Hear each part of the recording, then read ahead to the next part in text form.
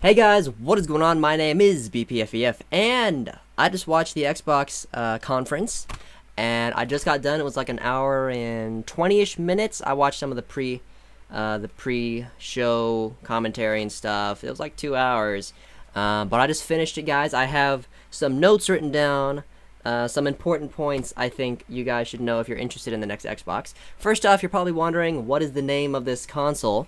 And a lot of people thought it was going to be called the Xbox Infinity, but it is actually the Xbox One, just O-N-E, Xbox One, which I think it's an interesting name. No one ever suspected it would be called that, but they surprised us all, I'm pretty sure. But I don't know. I mean, okay. Let me just state, I'm getting the PlayStation 4, but I'm just making this video for all you guys wondering about the Xbox. I'm not really a fanboy. I'm open to what they're doing, but I'm not going to be saying, oh, it's stupid, oh, it's stupid. I'm just going to be giving my opinion of what I think of what they said. So, Xbox One, interesting name. Some people were saying that it was going to be more focused, the console itself was going to be more focused on media, such as TV, movies, internet browsing, all that stuff, instead of games itself. And it seems, from what we saw from the conference, that yeah, it kind of is, because it took about 30 minutes into the conference for them to even talk about the games.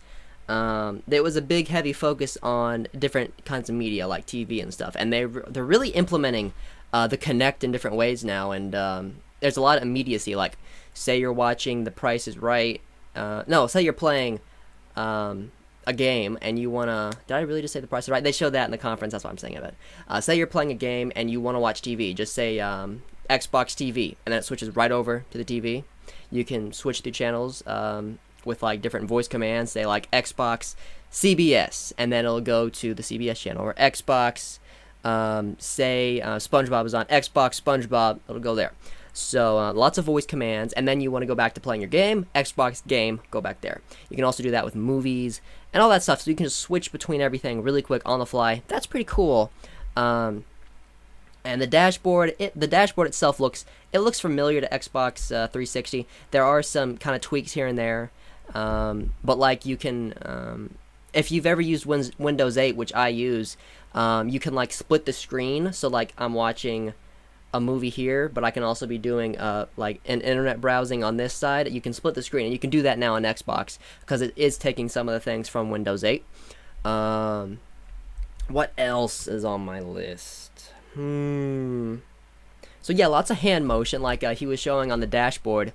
If you want to get to the dashboard while you're watching a movie, you just do that, and then the movie kind of shrinks into one of the tiles, and then you can do stuff on the dashboard. And if you want to go back to the movie, it's that's pretty cool. Not revolutionary, but it's a nice feature. What else? So you can multitask between games, movies, and TVs. Just switch between them all on the fly. Pretty much no loading times actually. It's like changing a channel on your TV. Some of the features of the console itself: 8 gigabytes of RAM. I think this is the DDR3. I know PlayStation 4 has DDR5, but I think this is 8 gigabytes of DDR3, which is a little bit weaker than the PS4, but not too, it's good. It has USB 3.0, 8-core CPU, 500 gigabyte hard drive, which is pretty good. And it's gonna have Blu-ray, which is surprising because I didn't think Xbox would want to do that. I thought they would want to either make their own high capacity disc or do like all just strict downloading. I didn't think they would want to hand over, $20 million to Sony and say, hey, can we use your Blu-ray drive? Yeah, sure. I didn't think they would want to do that, but they did. HDMI in and out, and it operates, and it is practically silent when it operates, because I know the Xbox could be kind of loud at times. They have a new Kinect. It's super sensitive. It tracks you and all these different new angles and stuff, and it's just fancier new Kinect, basically. It does Skype now, which is kind of cool. You can talk to people. It's Skype. It's Skype. You know what it does. And another cool thing, another one of the features is like an ESPN app. You can watch ESPN, like your basketball or yeah, you can watch football. Let's say you're watching football and you have your fantasy team, and then say your team is like, the, I don't know how fantasy football works, I don't do it, but say your team, it scores a point, it'll update actually your fantasy team. You can like scroll the screen over, mess with your fantasy football stuff, and then go Skype your friend and mock him for picking a sucky team. So it's all pretty good. Lots of sport apps. It's all very, there's lots of media apps and stuff. Definitely, it's not all just about game. Like the PlayStation 4, they're like it's games. This is there's more to it than just games. In terms of the controller, they actually showed off. If you remember the PlayStation 4 conference, they didn't actually show the console. They showed the controller, but not the console.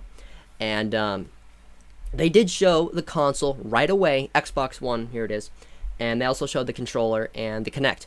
But the controller, it looks about the same triggers, same weird angle on the sticks. The D-pad, well, that was one of the main complaints about the Xbox 360 controller, is the directional pad. It was kind of inaccurate, but they changed it up so it's supposed to be more accurate. Wi-Fi Direct Radio Stack. No idea what that means. Integrated battery compartment. So I'm thinking that means it's more like this here. If you have an Xbox controller, it's basically a little compartment that comes off, so you can switch out the batteries. So I'm thinking it's going to be more like this. The batteries are inside. You just plug in a cord and it charges. That's what I think it's going to be like. It's more convenient, at least. Yeah, that's pretty much all with the controller. The controller looks a lot bigger. Not a lot bigger.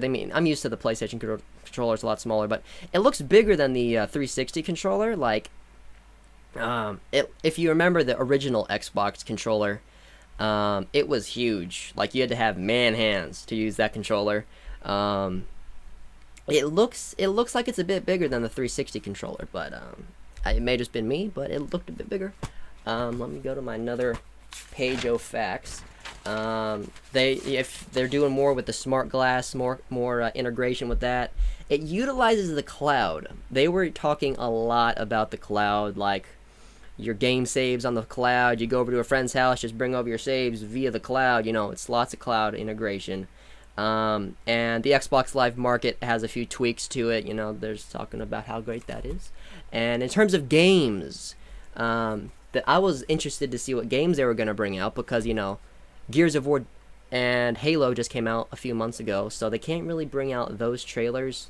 Not really. I mean, they could have, but it would be pretty early for that. They showed a few games, really not that many. Okay, I'll name the games. Quantum Break. I think it's I forget who made it, but it was some company. I don't remember. I think it's gonna be an exclusive though. Forza 5 Motorsport. That was a pretty big one, Now let me say, with Quantum Break, just a trailer. It was actually like live action, real people there for a sec, which is weird. And then Forza 5, it was like shot from the external camera. There was no cockpit view except for one scene, which wasn't even cockpit view because it showed the driver, not really cockpit view. But it showed off some of the tracks, and it showed one race that they were doing, and it was like between a McLaren MP4-12C. I know my cars pretty well, or 16C, I forget what it is, but I forget what the other one was, but it looked good. Yeah, I'm not sure if that's what real in-game graphics are gonna look like. Definitely not. I mean, it like this McLaren was going around the turn, and its wheels were spinning. It like it did slow motion. It showed like all this dirt being kicked up by the wheels. It's not gonna look like that, obviously. You can't see that amount of detail in a car from that viewpoint, really. But I mean, it looks good. It did look good, but I'm not sure if that's what actual gameplay will look like. But I think the Xbox, its graphics are going to be on par with PlayStation's for now, I think. The PlayStation may pull ahead in later years, but for now, I think they're going to be about the same. Another game, EA Sports came out and was like, hey, they were showing like this Ignition engine, I think is what it's called.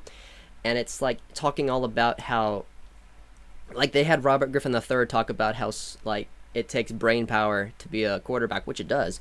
But like they're gonna try to integrate all the mental aspects of playing football and all those other EA sport games, like just not just how well you can move your feet and click buttons, but the mental aspect of it and the choices, which is interesting. I mean, that's a different take on normal sport games, but the Ignite engine, that's what it was. It was the Ignite engine.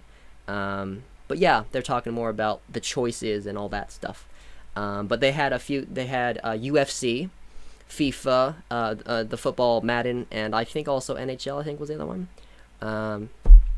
So those were their EA Sport games. They'll all be coming out in the coming months after the launch of Xbox. And yeah, I'm not one really for sport games because in my mind, why would I play a sport game when I can just as easily go out and play a sport? I mean, with shooters, it's different. I mean, I can't go out and shoot people. I can, but it's not recommended. So, I'm not crazy on sport games, but they did have 4 sport games announced. And they also did show a little bit of gameplay also. Not gameplay. It was a trailer. And it was all from, the third-person camera, really cinematic, showing off some football and also some football, soccer. It's football in Europe, but it was they showed off soccer and football. It looked good. And also Call of Duty Ghosts is I knew that was going to be shown, but one funny thing he actually said was I'm not a big COD fan, but one of the funny things he said was we have the best fan base in gaming, and I kind of snickered at that. But graphically, it's not as good as Killzone Shadowfall or anything really like that. It looks good compared to other Call of Duty games. But you play as these super elite soldiers, and they travel around with their German Shepherd dog friend. It's Call of Duty, I mean, it didn't look as advanced as Battlefield 4 did, but then again, Battlefield 4 looked exactly like Battlefield 3, so Battlefield 4 looked better, Killzone Shadowfall looked better, Crysis 3 looks better. So I know all the COD fans watching this are gonna hate me. I'm just saying, Call of Duty isn't known for its graphics. It's known for its gameplay and smooth 60 frames per second gameplay. So it's gonna have good gameplay, I bet, as always. And a woman came out and said something about Bungie, or not Bungie, 343, and they said they brought out one of the main people at 343 Industries, the people who made Halo 4. And they're going to be making Halo 5. And I was like, oh, great, Halo 5. I actually took out my list and wrote on it Halo 5 in the game section. But actually, it's not Halo 5.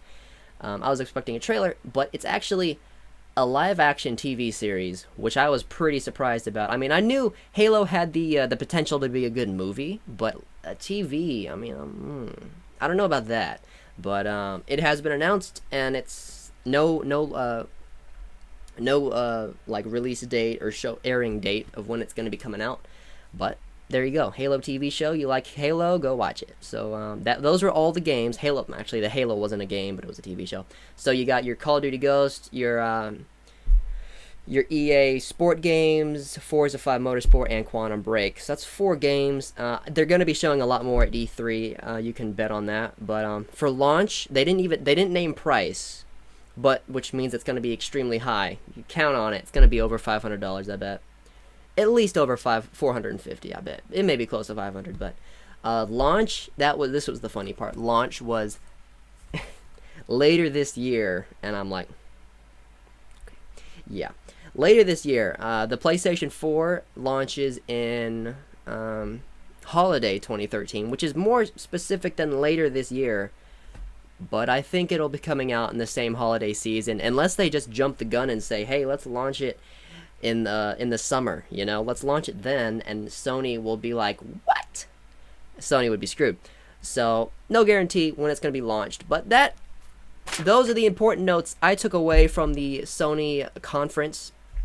Oh, not Sony. I did say Sony. Microsoft conference.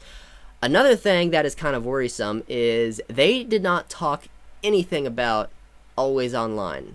They did not mention it. They did not debunk the rumor or anything. So I'm starting to think that it's gonna need a constant internet connection. I'm thinking. I mean, they haven't said it's not true for all this time. So I'm starting to think it's gonna be my back. I'm starting to think. I've been sitting in this chair for 2 hours. I'm starting to think that it's gonna be a feature. And that's not even a feature. It's more of a limitation almost. But I don't know. That's what I thought. Write in the comment section what you took away from the Xbox conference, and I will see you guys in my next episode. See ya.